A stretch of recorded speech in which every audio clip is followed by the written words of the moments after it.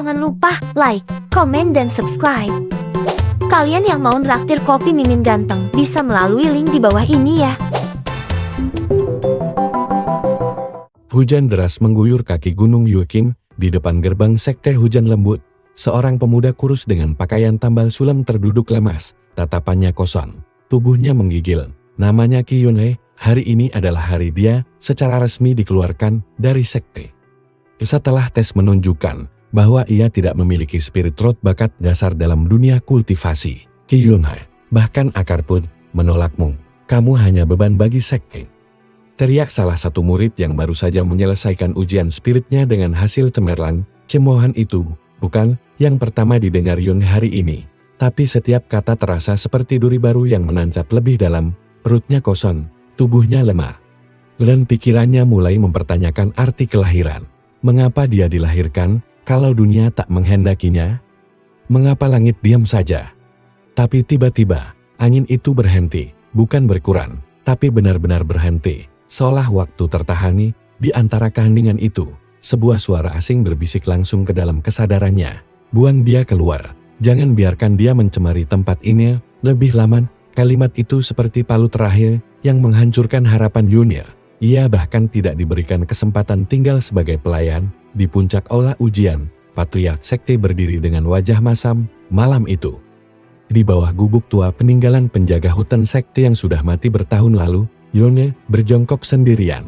Karena engkau adalah bini, bukan tumbuhan biasa, tapi pohon langit yang belum mekar. Angin malam menghembuskan hawa dingin, menusuk tulangnya. Qi Yunhe tidak memiliki akar. Sosok itu berbicara lagi, kau tidak memiliki akar dunia, karena kau bukan milik dunia, kau milik langit ke-9. Ia melirik ke sekeliling bintang-bintang yang semula bertabur di langit. Satu persatu mulai berkedip dan padam, hingga seluruh dunia menjadi gelap. Sosok itu menyentuh dahinya dengan jemari yang tak berbentuk, dan seluruh ingatan Yunhe masa kecilnya, kehinaannya, ketakutannya membeku, lalu hancur. Yang tersisa hanya kesadaran kosong dan satu mantra asing yang terukir di benaknya. Hujan tak lagi menyentuh kulitnya, seolah air takut menodainya. Suara petir menggelegar.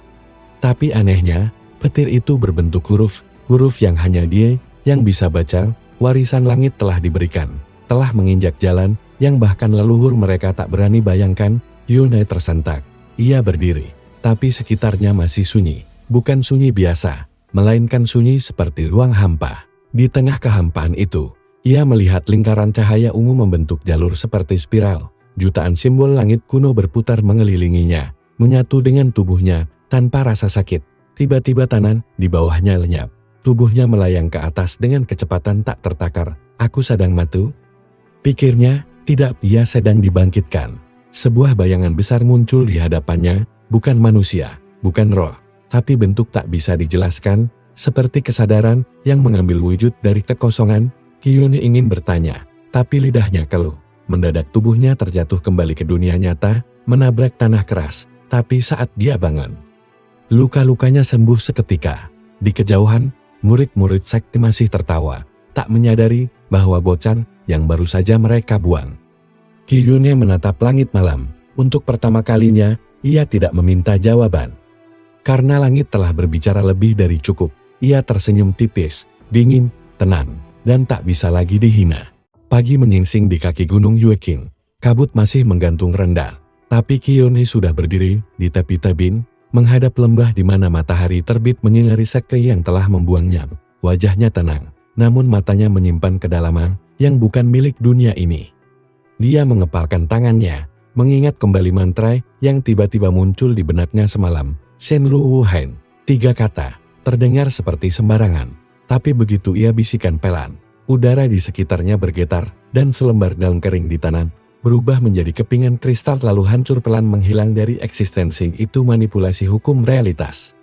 Bukan teknik yang bisa dipelajari dari kitab atau pelatihan. Itu bukan seni bela diri biasa. Qi Yunhe tertegun. Di tengah keterkejutannya, seekor burung gagak merah melintas rendah. Burung itu berhenti di batu, menatapnya tajam, lalu dari paruhnya keluar suara. Qi Yunhe, dunia akan mencarimu, tapi kau harus tetap tak dikenal. Ia memandang ke tangannya, urat nadi di bawah kulitnya membentuk pola simbolik langit. Tapi hanya dia yang bisa melihatnya. Ia sedang bermeditasi ketika aliran spiritual dari langit berubah arah, tidak lagi turun ke kuil pusat sekte, tapi menyimpang ke arah hutan tempat Yun dibuang. Ia membuka mata dan berseru, ada penyimpangan besar dalam hukum langit.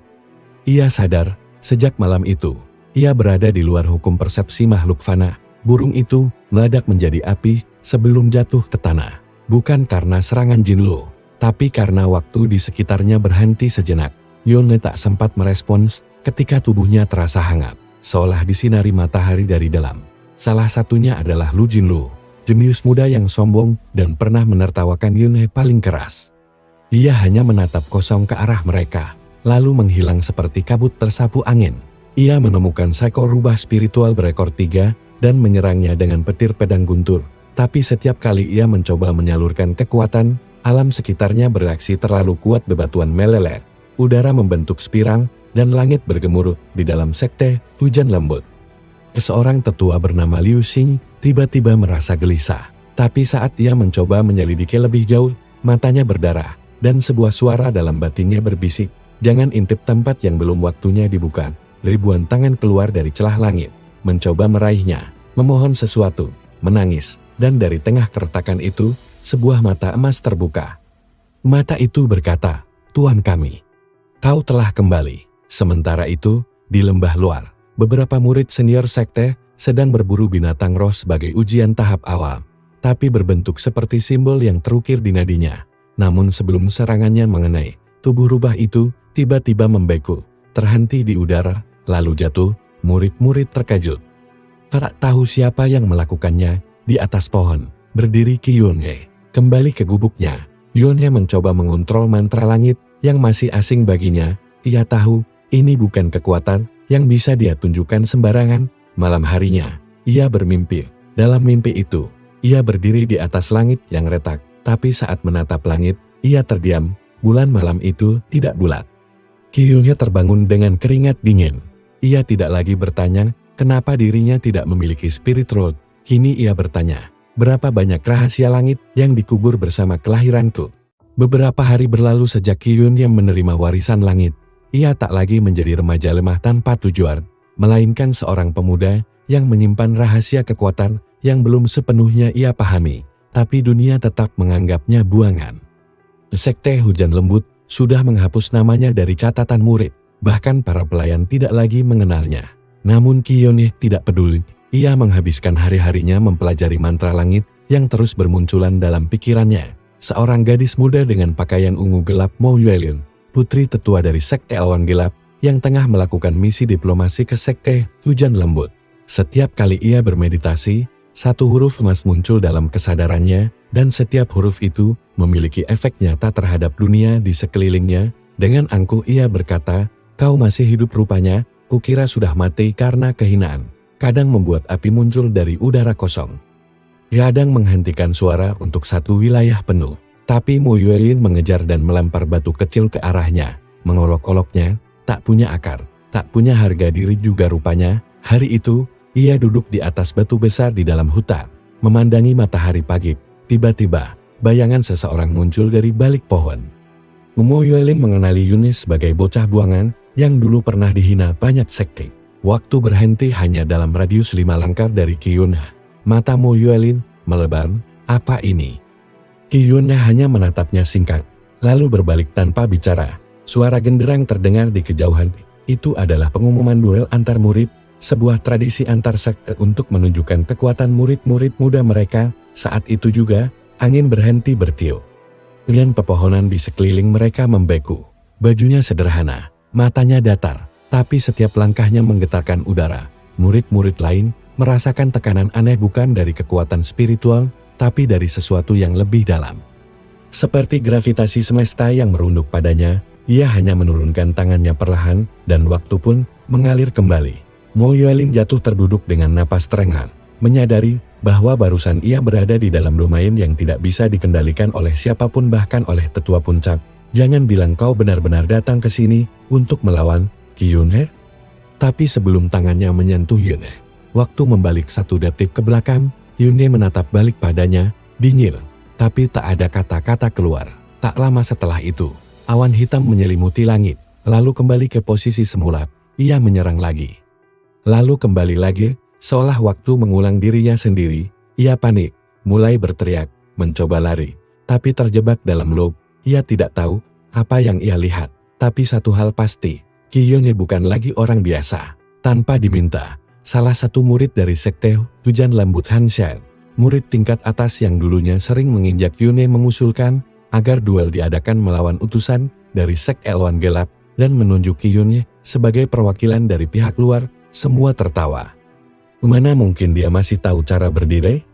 Tapi Kyone melangkah ke tengah arena dari balik hutan. 9 garis bercahaya membentuk bayangan yang menyerupai tahta, dan suara dari langit berbisik sekali lagi. Hanshan tertawa sinis, satu demi satu, dunia akan memaksa lututnya untuk bersujud padamu. Yunye mengangguk, aku tidak datang untuk melawan, aku datang untuk menyelesaikan sesuatu yang tertunda. Saat wasit memberi aba-aba, Hanshan langsung menyerang dengan teknik tangan petir 3 musim, salah satu jurus paling cepat di antara murid sekte. Bukan karena senang, tapi karena ia tahu ini baru permulaan kehancuran dunia lama. Semua yang melihat dari tribun menyaksikan Hanshan menyerang. Hingga akhirnya Kyone berkata pelan, keluar, dan Hanshan terlempar dari arena dengan kekuatan tak kasat mata, pingsan dengan darah mengalir dari telinga dan mata. Semua terdiam. Bahkan para tetua tak tahu teknik apa yang baru saja terjadi. Mumu Yelin yang menyaksikan dari kejauhan hanya bisa menggigit bibir. Saat langit mulai gelap, simbol samar muncul di langit. Hanya terlihat oleh mata tertentu, pewaris langit ke-9. Kyone menatap ke arah langit, dan kali ini, ia tersenyum. Pagi setelah duel itu, seluruh sekte Hujan Lembut geger.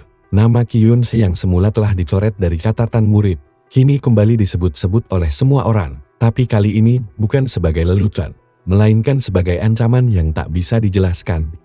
Dia tidak menggunakan teknik apapun. Itu bukan kultivasi, itu kekuatan kosmik. Bisik beberapa tetua muda yang menonton duel, tapi tak ada yang berani mengungkapkan hal itu di depan tetua agung. Mereka semua tahu satu hal, Kyone telah berubah. Di ruang pertemuan para tetua, Patriark Sekte Hujan Lembut duduk dengan dahi berkerut, termasuk ke telinga Patriark Sekte Seribu Bayangan, Bai Wushuang. Ia menyipitkan mata saat mendengar laporan dari mata-matanya Kyone, anak buangan dari sekte kecil itu. Ia menatap langit yang mendung, kalau benar dia bermain dengan kekuatan waktu dan realitas. Dia harus dihapus. Belum dewasa, ia memutar-mutar cawan tehnya, sementara 4 tetua utama berdiri di samping. Kita telah membuang seseorang yang tidak bisa dijelaskan oleh hukum dunia. Ucapnya perlahan, apakah ini akan jadi berkah? Atau kutukan? Ia menatap air, bukan untuk merenung, tapi karena air tersebut memantulkan sesuatu yang tidak terlihat oleh mata biasa. Dalam pantulan air itu, ada sosok dirinya yang memakai jubah hitam, wajah ditutupi kabut, dan dikelilingi 9 pusaran bintang. Bukan masa depan, bukan masa lalu, tapi entitas paralel yang terhubung melalui jalur langit.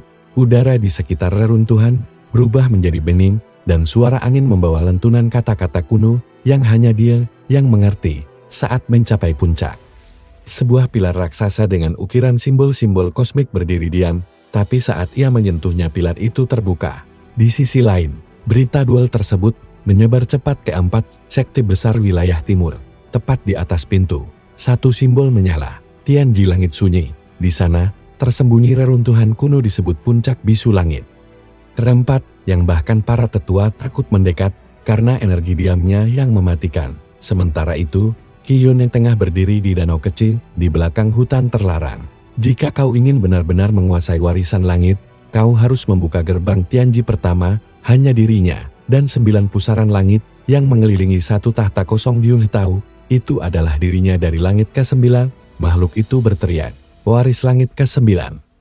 Ujian pertama, kukuhkan eksistensimu di antara mereka yang telah dihapus dari sejarah. Suara dari bayangan itu terdengar di pikirannya. Mereka kuat, gila, dan tak bisa dibunuh oleh cara biasa. Yunye mengangguk, dan seperti mendapat perintah otomatis, tubuhnya bergerak sendiri menuju puncak gunung terlarang di luar batas sekte. Namun saat Yunye mendekat, energi itu seolah berlutut padanya. Ia jatuh berlutut, bukan karena lelah, tapi karena kekuatan itu terlalu besar untuk tubuh fana. Bukan tahta biasa, Tapi tahta dengan 9 pilar langit yang memutar realitas itu bukan getaran bumi.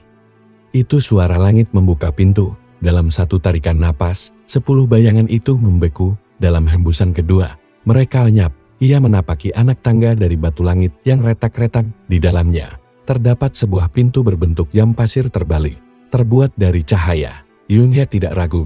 Ia melangkah masuk. Matahari terbelah dua di langit. Selama beberapa detik tidak cukup lama untuk semua orang melihat, tapi cukup lama untuk mereka yang peka terhadap langit menyadari sesuatu yang mustahil baru saja dibuka di dalamnya. Ia disambut oleh ruang tanpa batas. Tanpa langit, tanpa tanah. Tiba-tiba, dari dalam pusaran pertama, keluar makhluk bercahaya menyerupai naga, tapi dengan tubuh yang terdiri dari mantra dan angka. Tanpa peringatan, 10 sosok muncul dari kegelapan. Mereka adalah bayangan dari kultivator-kultivator yang pernah mencoba melawan langit dan dihancurkan dari catatan sejarah dunia. Namun Kiyone tidak panik. Ia mengangkat tangan dan mengucap satu mantra. Wu Minggui si aturan tanpa nama. Seketika ruang itu bergetar. Dari balik tubuh Yone muncul bayangan tahta. Pusaran pertama menyala terang. Sebuah cahaya menyatu ke dada Yune dan membentuk lambang gerbang Tianji pertama. Saat ia kembali ke dunia nyata, langit telah berubah warna. Mo Yelid yang tengah bermeditasi di puncak bukit, terbangun dengan tubuh gemetar. Di tempat lain, Bai Wusuang membuka matanya dengan kaget. Ia berseru ke para tetua sekte, siapkan semua kekuatan, kita harus membunuh Qiyun sebelum gerbang kedua dibuka. Langit belum kembali seperti semula, sejak gerbang Tianji pertama dibuka, meski awan dan cahaya matahari tampak biasa bagi orang awam. Namun para kultivator tingkat tinggi tahu, frekuensi spiritual bumi telah berubah. Dan pusat dari semua perubahan itu ada pada Qiyun. Qiyun kini berdiam di dalam goa kecil di belakang puncak bisu langit. Tubuhnya bermeditasi, tapi kesadarannya melayang jauh menjelajahi jalur-jalur kosmik yang hanya bisa dirasakan oleh mereka yang pernah tersentuh oleh warisan langit. Dari jalur itulah ia mengetahui satu hal mengejutkan, dirinya bukan satu-satunya yang pernah dipilih langit ke-9. Ia disebut dalam bisikan langit sebagai yang terputus. 3 orang berpakaian hitam melompat keluar dari balik kabut, dipimpin oleh seorang pria bermata 2 warna bernama Chilian Su, salah satu pemburu tak resmi Bai Wusuang. Tempat itu kini menjadi reruntuhan dan dianggap terkutuk oleh semua sekte. Ratusan tahun lalu, pernah ada seorang wanita yang membuka gerbang Tianji pertama, tapi ia gagal melanjutkan langkah berikutnya dan dihapus dari sejarah oleh dewa-dewa dunia. Dengan tekad yang mengeras, Yunyi meninggalkan Goe dan berjalan ke arah barat menuju lembah Wukong. Tempat disebut-sebut sebagai lokasi penyimpanan catatan para pemberontak langit yang telah dihapus sejarahnya. Perjalanannya tidak mulus. Baru setengah hari berjalan, ia dicegat oleh sekelompok pemburu kultivator dari sekte 1000 bayangan. Dunia sekitarnya gelap seketika, dan dalam hitungan detik, tubuh Yunhe dikelilingi ribuan bayangan pisau, tapi Qiyun hanya mengangkat satu jari, mengucap, "Qiyun," serunya dengan nada malas tapi mengancam, "Kau telah membuat langit tidak tenang. Kami dikirim untuk menghapusmu dan catatanmu." Tapi sebelum ia bisa melarikan diri, Yunhe menunjuk langit. Yunhe menatap mereka tenang, "Kau ingin menghapus catatan? Maka kau harus menulis ulang realitas." Liangsu tertawa sinis, lalu meluncur dengan teknik bayangan merantai. Dari dalamnya, bayangan ratusan sosok keluar. Wajah mereka kabur, tubuh mereka terfragmentasi. Tapi aura mereka mendominasi. Yinian Xuan satu pikiran mengganti jalan. Kini mereka hidup sebagai entitas setengah sadar, dan Qiyun menjadi jangkar mereka untuk kembali. Seketika, semua pisau bayangan membelok ke arah lain, seolah niat awal mereka bukan untuk membunuh Yunhe, tapi untuk melindunginya. Liangsu terkejut, tubuhnya menegang, keringat dingin mengalir. Tunjukkan mereka yang ditolak dunia, langit di atas mereka. Membentuk celah sempit seperti mata yang membuka. Di pilar itu, ada sebuah mantra kuno yang belum selesai tertulis. Itulah para pemberontak langit kultivator yang gagal bangkit, karena langit dunia menolak mereka. Liangsu jatuh bersujud, tidak. Ini mustahil. Di langitnya Yunhe menutup matanya, dan suara gema mengalun, menuju ke kedalaman bumi. Jika dunia tidak mencatat mereka, maka aku yang akan menuliskannya ulang. Dalam satu hentakan telapak, para bayangan menyerap tubuh para pemburu, dan menyapu bersih mereka dari tempat itu, bukan dengan membunuh, tapi menghapus eksistensinya dari semua orang yang mengenal mereka. Yunhye kemudian melanjutkan perjalanannya ke lembah Wukong. Begitu tiba, ia menemukan reruntuhan yang bergetar lemah, seolah hidup. Batu-batu besar membentuk lingkaran dengan satu pilar di tengah. Dengan jari berdarah, Yunhye menyelesaikan satu baris terakhir yang kosong sejak ratusan tahun lalu. Langit ke-9 tak mencatat nama kita, maka biar kita ukir nama kita. Saat huruf terakhir selesai ditulis, tanah bergetar, dan dari bawah reruntuhan, muncul tangga menurun dari cahaya biru gelap. Sebuah suara wanita bergema. Akhirnya, pewaris baru datang. Apakah kau datang untuk melanjutkan? Atau menghapus semuanya? Qi Yunhye mengangkat wajahnya, dan menjawab tegas, aku datang untuk membuka pintu, yang bahkan langit tak berani tutup. Tangga itu terbuka penuh, dan Yunhye pun turun menuju jalan rahasia para pemberontak langit, yang bahkan dewa-dewa takut menyebut namanya. Tangga cahaya, yang menurun ke kedalaman bumi, membawa Qi Yunhye ke dalam ruang tak bernama. Sebuah gua purba tempat waktu tak mengalir sebagaimana mestinya, di dindingnya terukir ribuan simbol, nama-nama, dan kutukan yang tak pernah diajarkan dalam kitab manapun. Setiap langkah yang ia ambil diiringi dengan gema jeritan dari dimensi yang tak terlihat. Di sekitarnya berserakan sisa-sisa jubah dan patahan pedang jejak para pemberontak langit yang mencoba membuka jalan ini sebelumnya dan gagal. Tapi satu hal membuat Yunhye berhenti di punggung singgasana itu. Terukir namanya sendiri saat mencapai ujung tangga. Ia melihat singgasana batu yang ditutupi debu dan darah kering, Qi Yunhye. Tapi sebelum ia bisa merenung lebih dalam, suara wanita lembut, namun dingin bergema dari atas langit-langit gua. Karena takdir bukan milik waktu, kau adalah akibat dari keputusan langit yang belum diambil. Bahkan sebelum dia lahir, namanya telah terukir di tempat ini. Kenapa namaku ada di sini sebelum aku lahir? Pikirnya. Sosok wanita perlahan turun dari kegelapan. Jika langit menyembunyikan jalan ini, maka aku akan membongkarnya. Aku memilih menghapus diriku sendiri daripada menjadi senjata langit. Tapi kau lebih nekat dari yang kuduga, ia berkata dengan suara rendah, namun menggetarkan ruang. Ia mengenakan jubah yang tidak menempel pada tubuh, melainkan melayang mengelilingi dirinya seperti kabut. Matanya bersinar seperti bintang yang redup. Dialah suirenya satu-satunya murid langit ke-9, sebelum Yunhye, yang disebut sebagai yang terputus, Qi Yunhye. Ucapnya pelan, aku membuka gerbang pertama, tapi tak mampu menanggung harga gerbang kedua. Yunhye menatapnya dengan tenang. Aku tak mengejar kekuatan, tapi kebenaran. Simbol-simbol pada dinding bergerak, dan berkumpul ke langit-langit gua, lalu terbuka, membentuk gerbang cahaya vertikal yang tak bisa dipandang langsung. Dari dalamnya terdengar suara dentang logam, seolah rantai realitas sedang dipatahkan satu demi satu. Maka dunia akan berubah, sekte-sekte akan runtuh, hukum akan pecah, para dewa lama akan turun, dan kau akan berdiri sendirian menghadapi semuanya. Renya tersenyum pahit, jika kau membongkarnya. Tidak ada daratan, tidak ada langit, hanya lautan pikiran dan memori dari semua makhluk yang pernah ditolak langit. Ia berdiri di atas kepingan cahaya, dan 9 cermin raksasa muncul mengelilinginya. Tanpa ragu, Yunhye melangkah ke tengah altar. Ia mengangkat tangannya, dan dari dalam tubuhnya, cahaya lambang gerbang Tianji pertama menyala, membentuk cincin cahaya di bawah kakinya. Aku bersumpah di bawah langit tertinggi, untuk tidak patuh pada dunia yang salah, untuk tidak tunduk pada takdir yang dipalsukan, dan untuk menciptakan hukum baru di atas langit. Menunjukkan dirinya duduk di atas tahta, menatap dunia dengan tatapan kosong. Begitu sumpah diucapkan, altar mulai bergetar. Inilah hukum langit. Hanya satu kemungkinan yang boleh hidup. Suiranya menunduk. Suaranya nyaris tak terdengar.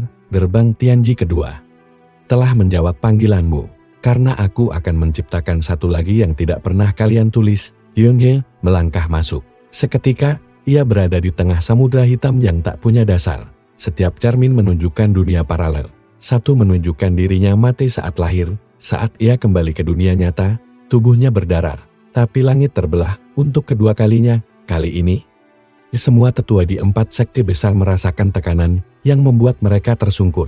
Satu menunjukkan dirinya menjadi budak sekte. Satu menunjukkan dirinya menjadi mesin perang. Dan satu, hanya satu. Gerbang kedua telah terbuka cepat. Kita harus segel ruang langit sebelum dia lanjut ke yang ketiga. Sebuah suara dari dalam cermin terakhir berkata, pilih satu jalan dan buang yang lain. Namun Qi Yunhye tidak memilih satupun. Ia mengangkat tangannya dan berkata pelan, aku menolak semua kemungkinan yang kalian beri. Dengan satu isyarat, ia menghancurkan semua cermin. Lautan hitam itu mendidih, dan cahaya dari tubuh Yunhe meledak, membentuk simbol Tianji kedua, sebuah mata emas dengan ekor 9 garis. Di dalam kuil pusat Sekte Seribu Bayangan, Bai Wusuang memuntahkan darah, namun sudah terlambat. Di punggung Qi Yunhe, lambang gerbang kedua membara, dan dari ujung langit, suara tak dikenal terdengar, yang membuka lebih dari satu gerbang. Bukan lagi manusia, Yunhe berdiri di hadapan langit yang terbuka, dan untuk pertama kalinya, langit itu menatap balik.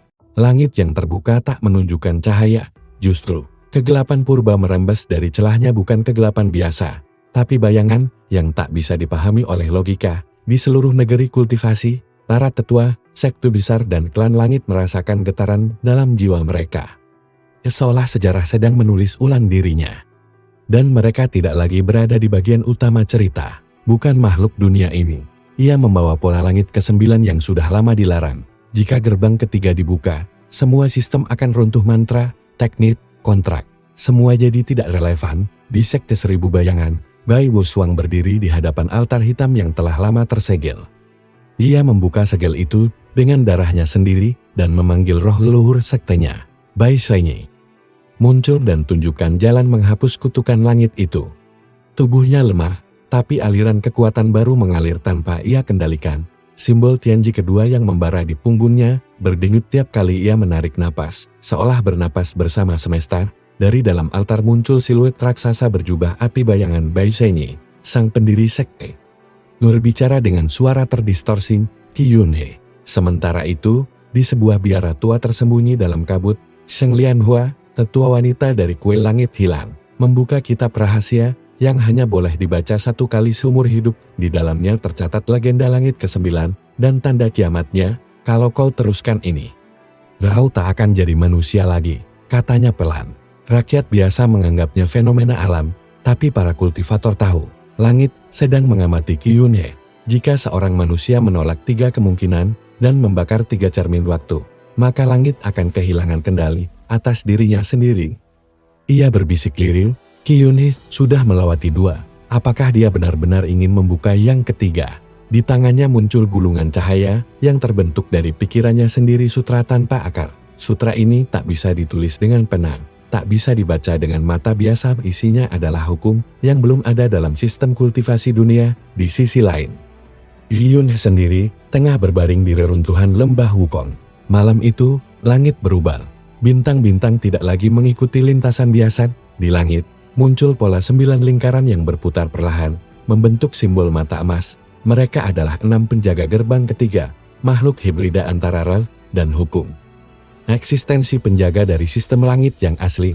Muncul sebuah batu nisan berkilau dengan ukiran Mo Yuelin, yang selama ini mengikuti jejak Yunhe dari jauh, tak mampu lagi menahan diri. Dengan mencoba yang ketiga, kau tidak akan hanya melawan sekte, tapi melawan arsitek semesta. Ia mendatangi reruntuhan dan melihat Yunhe terbaring sendirian, kulitnya retak-retak memancarkan cahaya biru, seolah tubuh fana tak lagi cukup untuk menahan kekuatan langit.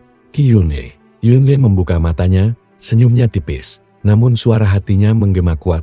Justru, karena aku manusia, aku harus membuka jalan bagi mereka yang ditolak langit. Jika aku berhenti, maka langit akan terus jadi penjaga pintu bagi ketidakadilan. Ia bangkit.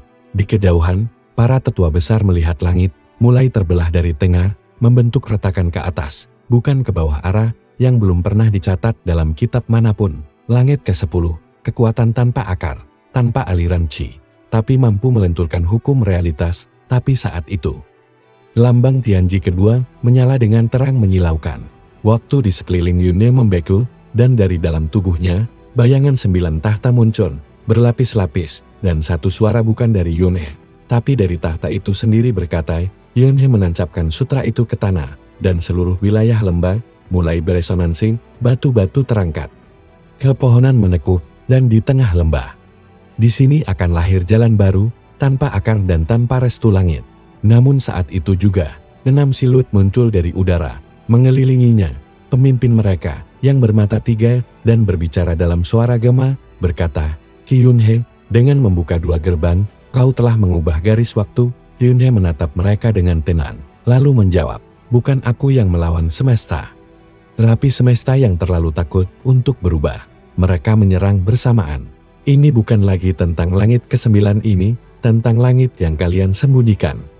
Penjaga-penjaga itu terpental ke segala arah. Tubuh mereka meleleh menjadi fragmen cahaya. Qi Yunhe berdiri sendirian di tengah pusat retakan itu. Kini, bukan langit yang mengawasinya, tapi ia yang sedang menilai apakah langit layak untuk dipertahankan. Retakan langit menggantung di atas Qi Yunhe, membentang seperti luka raksasa di kulit semesta. Warna retaknya aneh, bukan hitam, bukan putih, melainkan abstraksi warna yang tak bisa dijelaskan. Setiap kultivator yang menatapnya merasakan hal berbeda. Ada yang melihat lautan api, ada yang melihat taman surgawi, dan ada yang hanya melihat kegelapan tempat dirinya sendiri menangis. Cermin yang menunjukkan kebenaran bahwa langit ke-9 bukan akhir. Namun bagi Qi Yunhe, retakan itu adalah cermin. Ia menutup mata dan mendengarkan suara dalam kepalanya, bukan dari luar, tapi dari jiwa yang semakin sulit dibedakan dengan hukum itu sendiri. Ia bukan makhluk, bukan dewa, bukan sistem. Ia adalah struktur tertinggi dari keteraturan dunia ini, dan ia kini berbicara karena Qi Yunhe telah menyentuh batas yang bahkan dirinya tak bisa kawal. Qi Yunhe, kau telah menolak pilihan, membakar takdir, menantang penjaga. Sekarang, buka pintu yang bahkan aku tidak bisa sentuh. Suara itu adalah milik langit ke-9 itu sendiri, telah membuka celah ke sesuatu yang bahkan dewa pun tak ingat. Sebuah perjanjian darurat antara sekte tertinggi untuk menghentikan Yunhe dengan cara apapun. Mereka menurunkan artefak-artefak kuno, termasuk segel langit tua, senjata yang dapat memutus hubungan seseorang dari hukum semesta. Di istana akar surgawi, para tetua berlutut dalam pertemuan darurat. Pepetir menyambar terus-menerus di luar istana, meski tak ada awan. Formasi pelindung yang tak pernah retak selama 800 tahun bergetar sendiri. Sementara itu, kekacauan menyebar ke seluruh benua kultivasi. Mereka adalah para anak kecil yang mati karena lahir tanpa spirit root. Mereka adalah kultivator yang gagal naik tahap karena sistem tidak adil. Mereka adalah yang ditolak oleh langit pertama hingga ke-9. Langit tidak stabil, teriak seorang tetua. Qi Yunhe, sekte 1000 bayangan, kuil langit hilang, istana 3 lautan, dan sekte 5 tanduk membentuk aliansi penahan langit. Ia mulai merasa seluruh teknik kultivasinya menghilang dari tubuh, seolah-olah kekuatan spiritual tak mengenal dirinya lagi. Mereka turun dari langit dengan tubuh bercahaya, membawa senjata-senjata yang bahkan disebutkan dalam kitab suci kuno. Sesuatu menjulur perlahan, bukan tangan, bukan makhluk, tapi konsep yang mewujud. Dari balik kelah itu, setiap goyangannya mengubah sebab dan akibat. Setiap tetesnya adalah waktu. Ia masih berdiri di tengah lembah. Di dadanya, 2 lambang Tianji berputar bersilangan, membentuk pola baru yang belum pernah muncul dalam sejarah manapun. Menatap retakan, tapi semua itu belum mencapai Yunhe. Tapi karena logika semesta menolak keberadaan mereka dalam dunia yang sedang ditulis ulang, Qi Yunhe mengangkat tangan, bukan menyembah, tapi mengakui bahwa ia adalah wakil bagi mereka yang tak punya suara. Aku tidak membuka langit ke-10 karena aku ingin jadi lebih kuat. Aku membukanya karena semua langit sebelumnya menolak mereka yang paling murni. Dari tanah, mulai bangkit roh-roh kuno yang selama ini dianggap telah dilenyapkan oleh hukum dunia. Aliansi penahan langit telah mengutus 5 malaikat hukum, penjaga tertinggi dari hukum kultivasi dunia, untuk menghapus Yunhe. Moyelit yang dulu mencibir Yunhe kini berdiri di atas atap biara tua, menatap retakan langit sambil menggenggam dada. Mereka runtuh bukan karena kalah. Dunia ini sedang direset, bisiknya. Mereka semua berlutut di belakang Yunhe, dan di tangannya muncul pena cahaya, bukan pedang, bukan teknik. Pena ini adalah simbol kehendak menulis ulang sistem. Keluar sebuah cincin besar berisi hukum-hukum tak bernama, dan Qi Yunhe melangkah masuk ke dalamnya. Di tempat lain, jangan bilang. Sementara itu, Qi Yunhe menatap mereka datang. Sebuah konflik antar langit akan dimulai, tapi kali ini, yang pertama menyerang. Yunhe menuliskan 1 kalimat di udara. Saat kelima malaikat menyerang, perlahan terisi cahaya satu persatu. Senjata mereka pecah perlahan, bukan karena ditekan, tapi karena makna keberadaan mereka terhapus. Hukum tidak berlaku untuk mereka yang ditolak oleh hukum. Adalah seorang anak buangan yang tak pernah diminta untuk lahir. Mulai saat ini, malaikat-malaikat itu membeku, langit menggelora. Dari dalam retakan, ia tidak lagi berjalan sebagai manusia, ia tidak lagi disebut sebagai kultivator. diyakini menjadi tulisan langit, satu-satunya entitas yang bisa menulis ulang kitab semesta, bukan dengan pena biasa, tapi dengan kehendak yang dipertajam oleh penolakan. Dan dari balik awan, suara pertama dari langit ke-10 akhirnya terdengar. Satu dari kita telah keluar, maka kita akan bangun. Episode ini ditutup dengan satu adegan sunyi di tempat Daeon di luar dimensi. 9 tahta kosong yang dulu hanya diam. Langit ke-10 telah menampakkan dirinya. Ki-yun-hye kini berdiri di dalam lingkaran cahaya konsep, tempat tak ada waktu, arang, atau wujud tetap. Tubuhnya mengambang di antara pusaran hukum dan anti-hukum, dikelilingi oleh suara-suara dari realitas yang berbeda, suara bayi menangis, jerit perang. Bisikan doa semuanya bersatu, menjadi simfoni keberadaan yang terlupakan. Itu adalah kunci penulis ulang kenyataan, satu-satunya alat yang bisa mengganti struktur dunia yang telah bertahan jutaan tahun, dan di pusatnya pena cahaya yang belum selesai digunakan. Itu bukan senjata. Ki-yun-hye menatap pena itu. Di hadapannya kini muncul 3 pilar eksistensi, pilar sebab, pilar akibat, pilar hukum. Sebuah suara menggema dari dalam langit ke-10. Untuk melangkah lebih jauh, kau harus menghancurkan satu dari 3. Yun-hye mengerti. Jika ia ingin menciptakan dunia baru bagi mereka yang ditolak, maka salah satu pilar realitas harus diganti. Formasi tak bekerja seperti seharusnya. Para tetua besar dari 4 sekte berkumpul dalam kekacauan. Menyadari bahwa semua yang mereka bangun selama ribuan tahun berakar pada hukum yang kini goyah. Tapi keputusan itu bukan tanpa risiko di dunia nyata. Aliran spiritual mulai kacau. Tanah-tanah suci kehilangan kekuatannya. Pedang-pedang roh menolak perintah pemiliknya. Bai Wusuang berdiri di puncak menara hitam dan merong. Cahaya cerminnya pecah. Tidak karena energi, tapi karena Ki-yun-hye kini berada di luar sebab dan akibat. Dia sedang menulis ulang alasan keberadaan kita. Ia memanggil artefak terakhir, cermin karma abadi. Sebuah alat yang bisa memperlihatkan semua peristiwa di masa lalu dan memutus kemungkinan masa depan. Tapi saat cermin diarahkan ke Ki-yun-hye, jika aku menghancurkan akibat, dunia tak akan tahu apa akibat perbuatannya. Tapi jika aku menghancurkan hukum, dunia tak akan tahu apa yang boleh dan tidak. Di dalam lingkaran langit ke-10, Ki-yun-hye masih belum memilih. Ia menatap 3 pilar dan bertanya, jika aku menghancurkan sebab, dunia tak akan tahu kenapa sesuatu terjadi. Tapi sistem yang menolak mereka. Ia memejamkan mata dan teringat wajah-wajah yang pernah ia lihat, anak-anak yang dibuang karena tak punya spirit root, wanita yang dikutuk karena lahir dalam elemen cacat. Beberapa tempat berubah menjadi surga, lainnya menjadi kehampaan. Dunia mulai menulis ulang dirinya sendiri, secara liar, tanpa batasan. Namun di tengah kekacauan itu, satu hukum baru perlahan muncul, binatang roh yang dibantai, karena tak sesuai klasifikasi. Ia membuka mata dan berkata pelan, aku akan hancurkan hukum, karena bukan mereka yang salah. Dengan satu goresan pena, ia menyilang pilar hukum. Mereka yang tak bisa mengumpulkan energi spiritual, tiba-tiba mampu menciptakan nyala api kecil, hanya dengan harapan. Mereka yang dianggap tak layak, kini bisa menyentuh langit dengan tekad. Dunia bergetar, hukum gravitasi, sihir, waktu, energi. Semua gagal bekerja secara konsisten. Mereka bukan dewa, bukan monster. Mereka adalah ideologi hidup, penjaga struktur semesta. Kau bisa tumbuh dari niat, bukan dari akan. Kau bisa naik tanpa dasar, kau bisa ada hanya karena kau memilih untuk ada. Di seluruh dunia, para buangan mulai merasa hangat. Jika kau lanjutkan, dunia ini akan menjadi tak terkendali. Tanpa hukum, semua bisa menjadi Tuhan. Kau tak menciptakan keadilan, kau menciptakan kekacauan. Namun, perubahan ini memicu respons balasan dari sistem lama. Dari dalam kegelapan retakan langit, muncul 7 entitas perancang awal makhluk yang disebut Ki-yuan-shen. Perwujudan dari logika asli dunia, tubuhnya memancarkan keberadaan murni.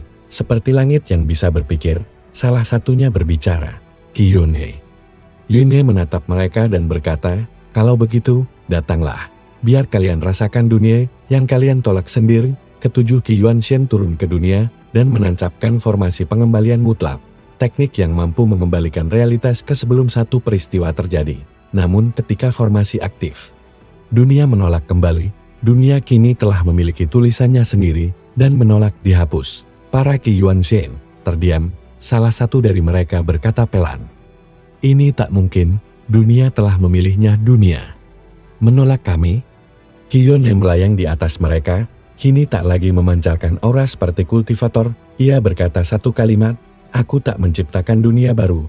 Aku hanya membiarkan dunia bicara sendiri. Langit bersinar, tanpa suara, tanpa penolakan.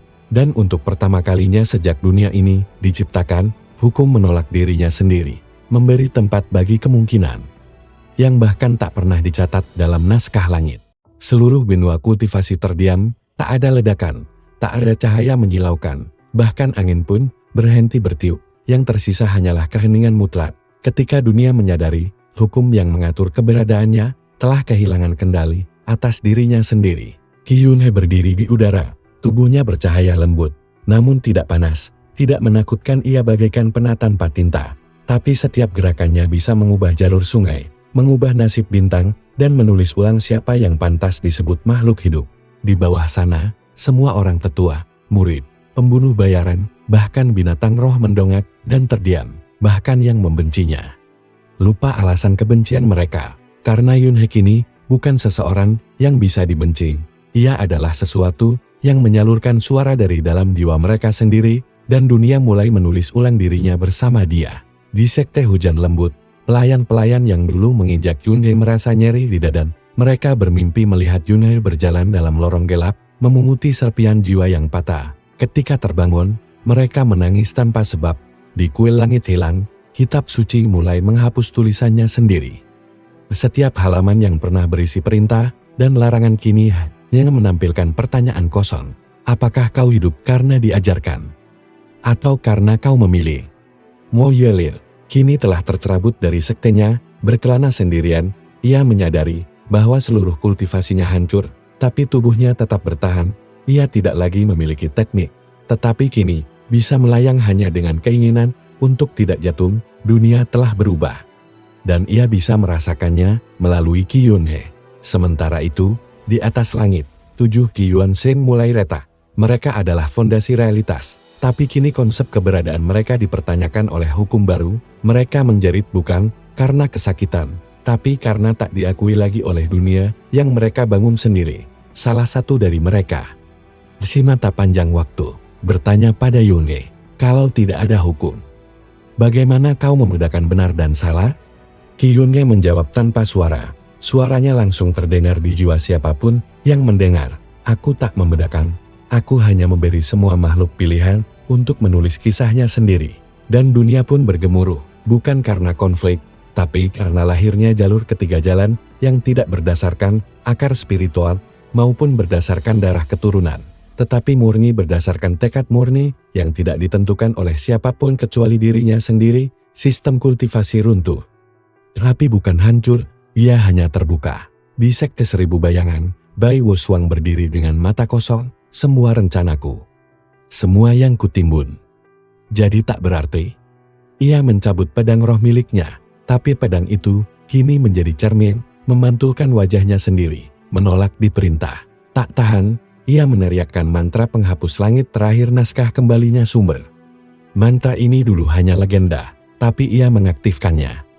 Dengan mengorbankan separuh jiwanya, langit berguncang, terbelah, tapi bukan karena Yoonhye. Dari dalam celah terbuka itu, muncul sesuatu yang tidak seharusnya ada, sebuah naskah raksasa, terbuat dari tulang dan darah, yang ditulis oleh para pendiri dunia. Inilah kitab pertama, hukum purba yang ditulis bahkan sebelum zaman waktu. Ia disebut sebagai kitab yang tidak pernah dibacakan. Kyone menatap kitab itu, isinya hanya satu kalimat yang berulang-ulang. Makhluk tak punya hak memilih, makhluk tak punya hak memilih, makhluk tak punya hak memilih.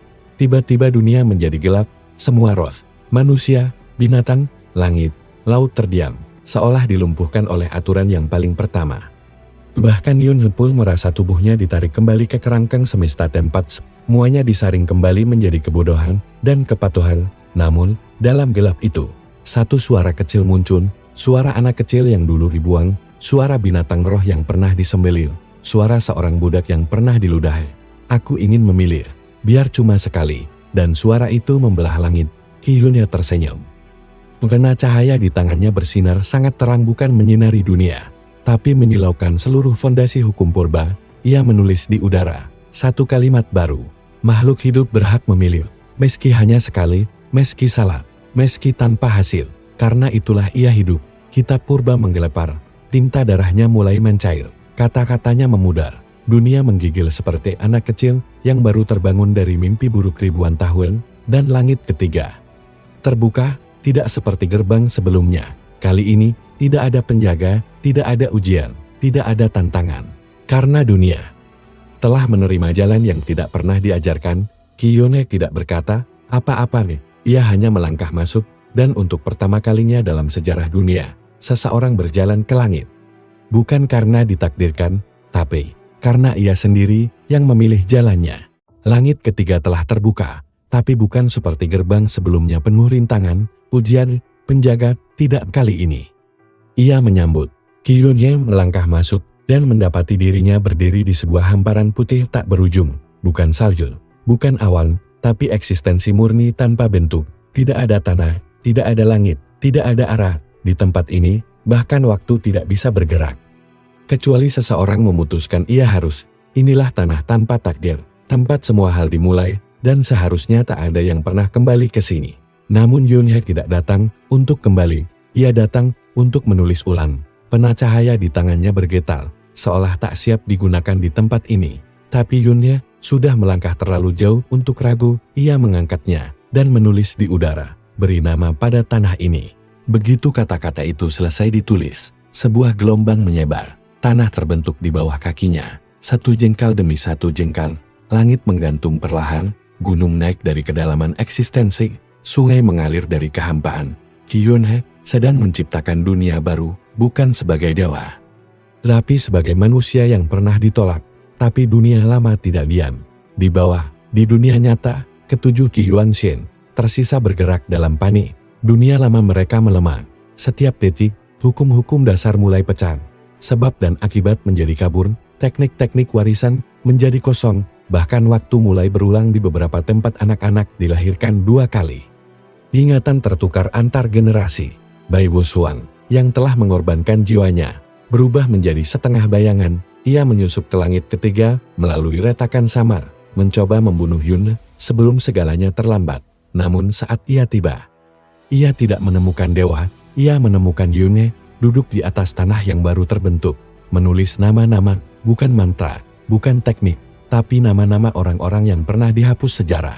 Chenran, pemburu miskin yang mati karena tak punya akar. Likimei, gadis cacat yang dibuang klan. Yubo, binatang roh yang disiksa karena dianggap gagal. Satu persatu, Yunhe memulihkan mereka di tanah tanpa takdir.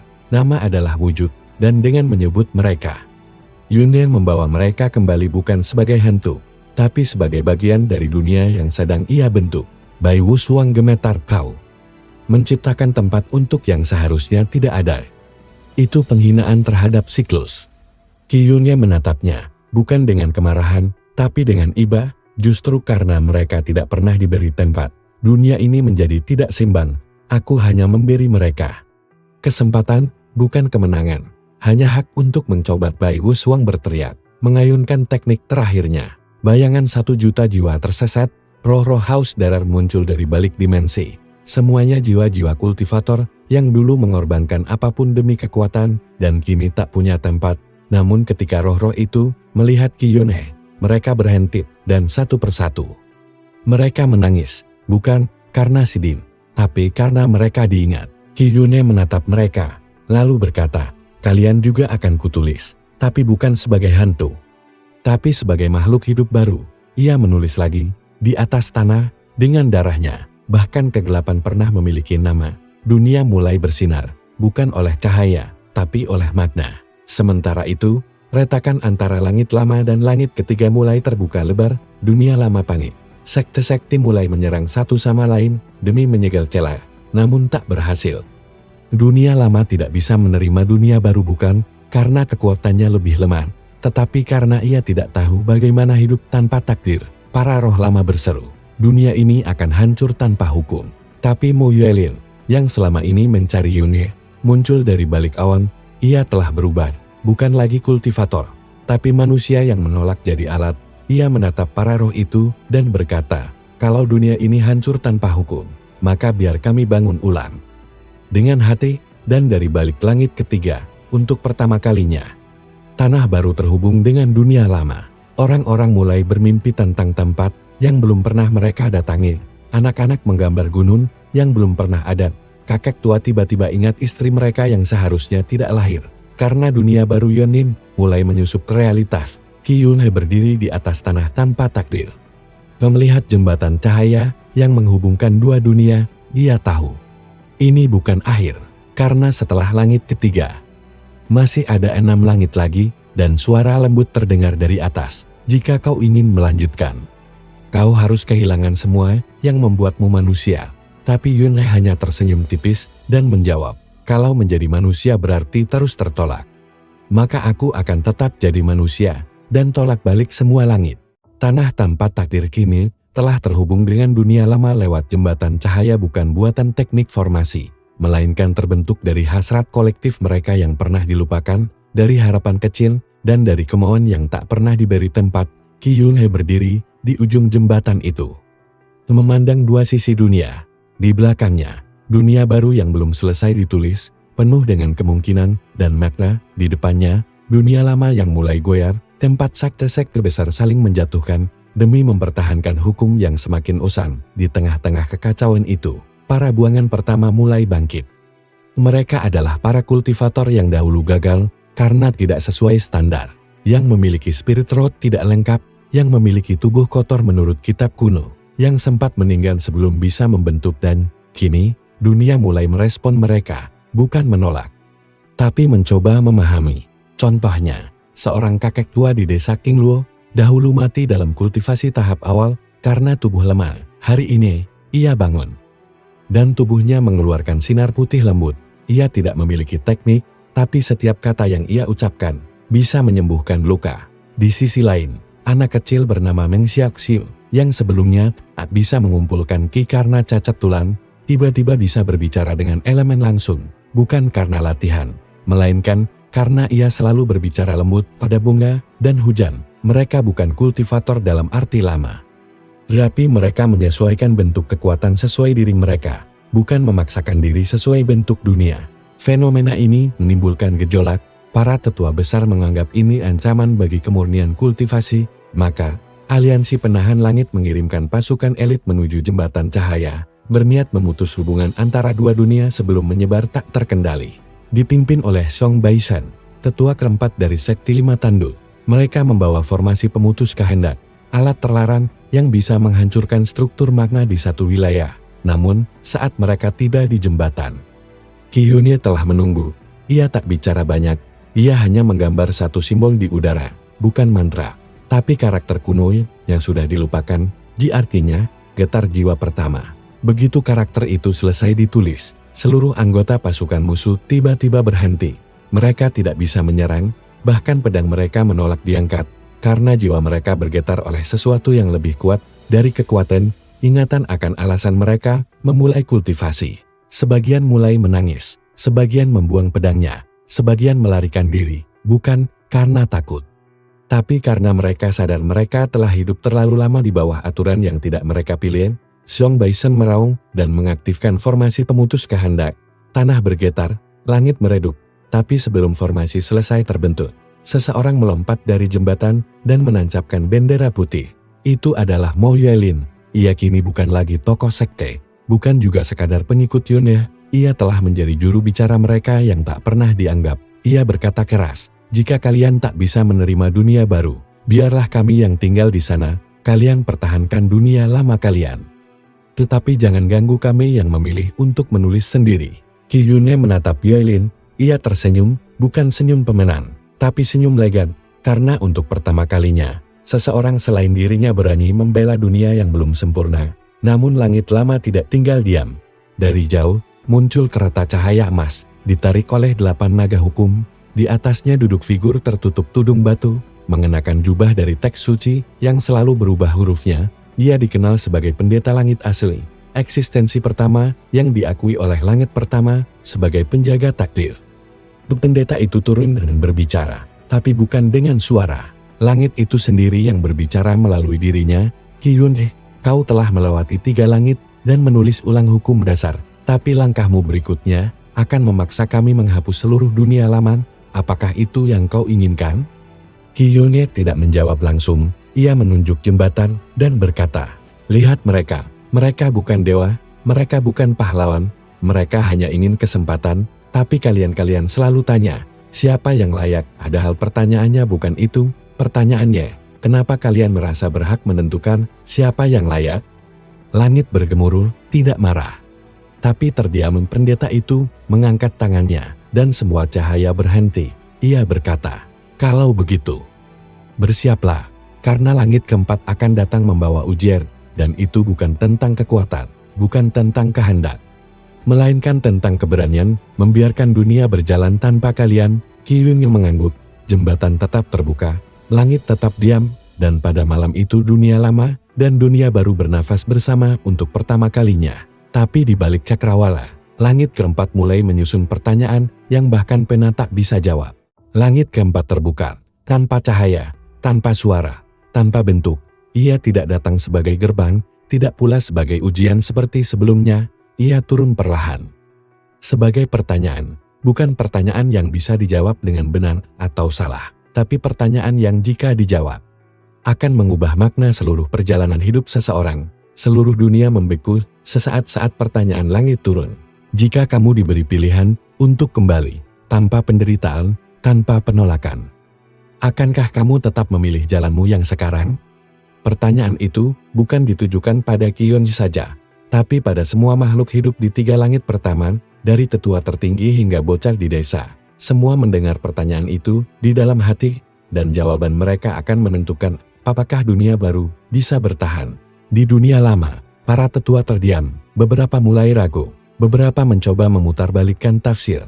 Tapi para buangan, mereka tak perlu berpikir lama.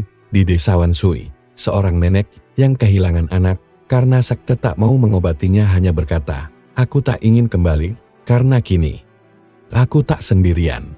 Di puncak gunung bersalju, roh seekor harimau cacat menjawab, aku mati tanpa nama, tapi kini aku disebut kembali, itu cukup. Namun, ada yang tergoda Bai Wusuang, yang sempat melebur menjadi bayangan setelah mengkhianati hukum langit. Kini diberi tubuh kembali, tapi hanya jika ia menjawab, ya, aku ingin kembali, dan ia hampir berkata ya, sampai ia melihat dunia yang dibentuk Kyone kini diisi dengan orang-orang yang ia kira tak akan pernah punya tempat. Ia menangis, bukan karena menyesal, tapi karena dalam dunia baru ini, ia tak lagi penting. Sementara itu, Kyone tidak menjawab pertanyaan itu, ia hanya diam, karena ia tahu, pertanyaan ini bukan untuknya. Dunia baru bukan miliknya, dan jika ia yang menjawab, maka dunia hanya akan kembali pada siklus lama di mana satu orang menentukan jalan banyak orang. Tapi dunia tidak buta, langit keempat mulai mengambil bentuk, kali ini bukan sebagai makhluk, bukan pula simbol, melainkan sebagai salinan Kyone. Bukan klonim, tapi Kyone yang memilih untuk tidak menantang langit. Ia muncul sebagai Kyone ideal versi dirinya, yang sempurna menurut langit, berpakaian putih bersih, dengan aura tanpa cela, dan berbicara tenang seperti tetua bijak. Ia berkata, aku adalah jalan yang seharusnya kau tempuh. Tidak menolak, tidak memberontak, dengan kekuatan, tapi tetap tunduk. Dengan kasih, tapi tetap berstruktur. Para tetua dunia lama bersujud pada sosok itu. Mereka percaya, inilah versi terbaik dari Kyone tanpa kekacauan, tanpa luka sejarah. Namun, Kyone asli hanya menatapnya, tidak marah, tidak terkejut. Ia berkata lirir, kau tahu kenapa aku tak seperti itu?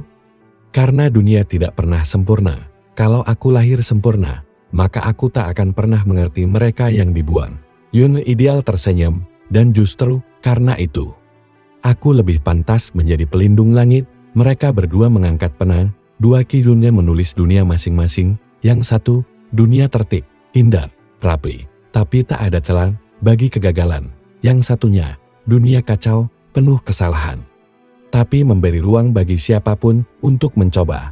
Dua dunia mulai tumpang tindih, realitas bergetar, jembatan antara langit ketiga dan dunia lama terbelah dua. Makhluk-makhluk dari dua dunia saling melihat. Di sisi Kyone ideal, semua makhluk sempurna, tidak ada cacat, tapi tidak ada wajah, tidak ada suara. Semua diam tunduk, karena mereka diciptakan untuk tunduk. Di sisi Kyone sejati, dunia terlihat ganjil, ada yang pincang, ada yang gagal, tapi semua punya suara. Semua saling memanggil satu sama lain dengan nama. Pertarungan pernah dimulai, tidak dengan ledakan, tapi dengan kisah. Yunle ideal menulis tentang seorang kultivator yang naik ke surga tanpa satupun luka. Yunle asli menulis tentang bocah yang terus mencoba meski gagal 99 kali. Satu pena menulis dunia indah yang tak pernah berubah. Satu pena menulis dunia yang terus salah, tapi selalu tumbuh. Langit keempat mulai retak, karena ia sadar. Ia tak bisa menilai, bukan siapa yang kuat, tapi siapa yang berani berkata, aku salah. Tapi aku tetap lanjut. Akhirnya, Yunle ideal menatap Yunle dan bertanya, kenapa kau tidak mau jadi sempurna? Dan Yunle menjawab, karena dunia tak butuh sempurna, dunia butuh jujur. Dengan itu, pena Yunle menyala satu kali lagi. Ia menulis, kesempurnaan tak pernah bisa mengampuni, tapi luka bisa. Langit keempat pecah, dan seluruh dunia kembali berdenyut. Namun sebelum retakan langit keempat benar-benar menutup, sebuah suara dingin terdengar, kalau begitu, bersiaplah. Langit kelima tidak akan bertanya, dia akan menghakimi. Dan di kejauhan, bayangan timbangan emas raksasa menggantung di udara, menandakan bahwa bukan hanya pilihan, tapi seluruh keberadaan Yunle akan diadili. Langit keempat telah hancur, bukan oleh kekuatan, tapi oleh kejujuran. Namun sebelum serpihannya menghilang, satu gema terakhir menggema di seluruh penjuru dunia. Langit kelima tak bertanya, langit kelima menghukum. Dan langit pun berubah, tidak lagi bergemuruh atau berpendar cahaya suci. Kini, ia memunculkan timbangan emas raksasa, menggantung di atas dunia seperti mata dewa yang tidak berkedip. Di bawahnya, muncul pilar-pilar peradilan langit, masing-masing dihuni oleh makhluk konseptual. Keperwujudan dari aspek-aspek keberadaan, kebenaran, kepalsuan, tekad, keinginan, luka, dan kenyataan. Yunle tidak dipanggil, ia ditarik secara paksa tidak oleh tangan atau kekuatan, tapi oleh keterhubungan eksistensialnya terhadap hukum-hukum dunia. Ia berdiri di atas panggung yang tak bisa ia ubah, tak bisa ia tulis ulang, dan tak bisa ia tinggalkan.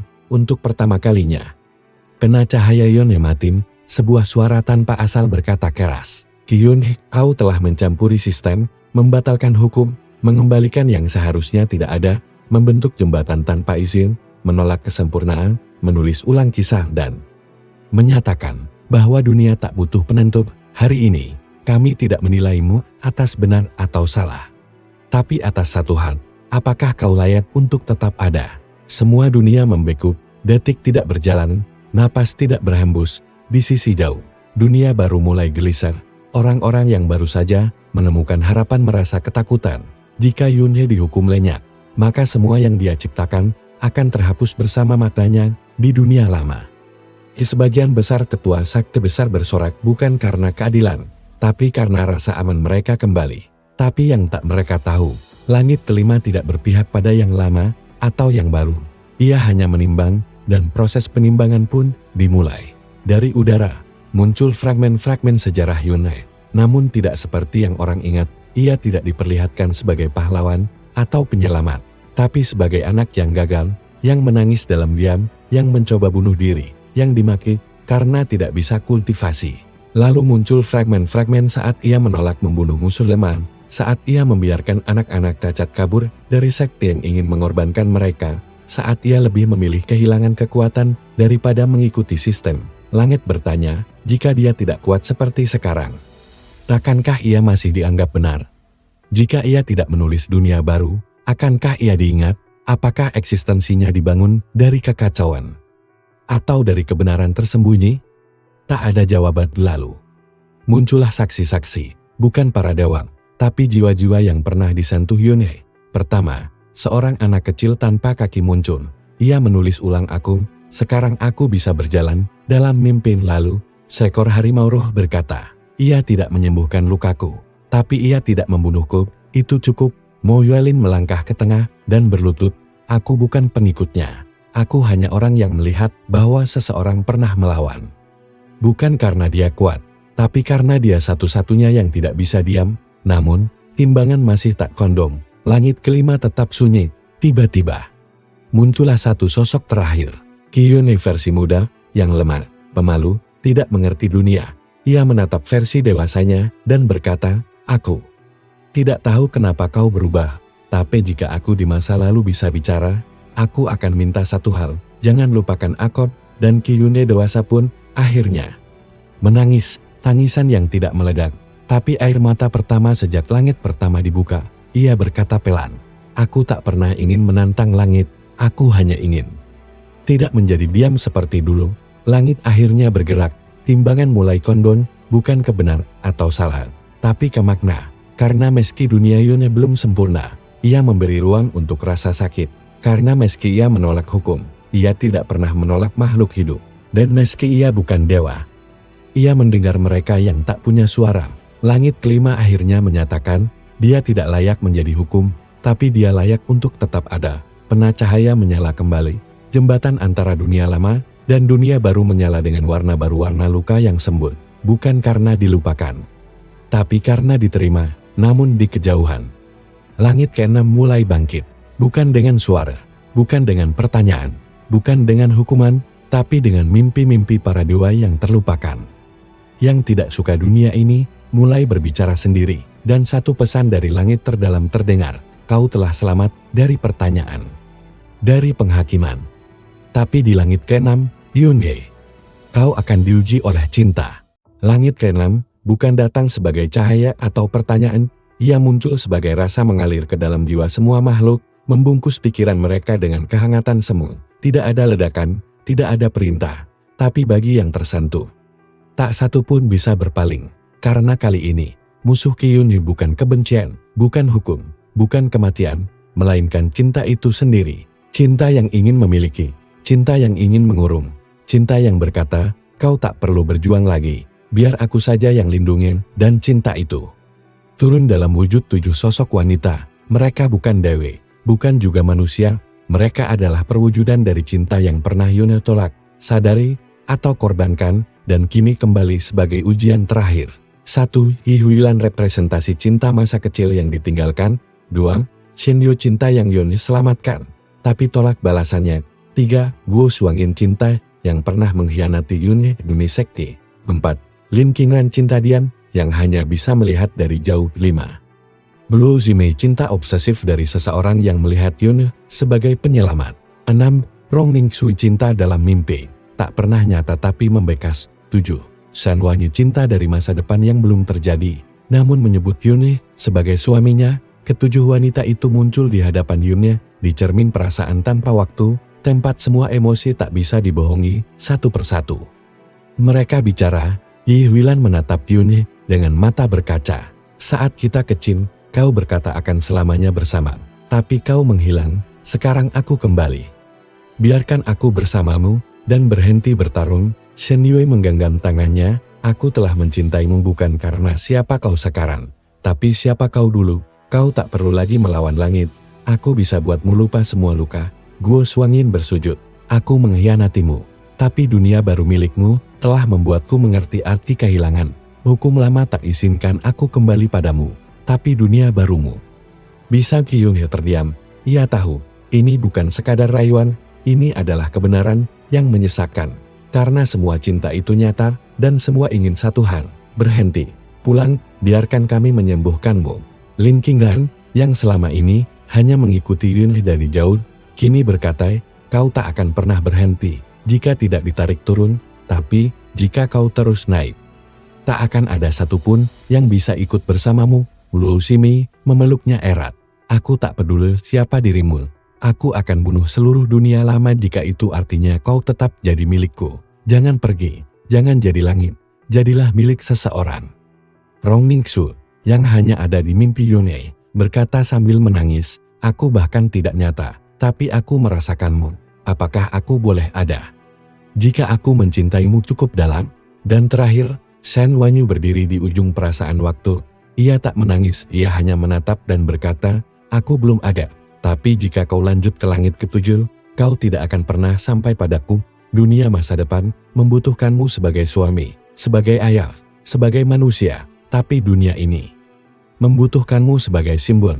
Kau hanya bisa pilih satu. Yune terdiam. Ia bukan melawan musuh, tapi melawan kemungkinan hidup yang begitu indah.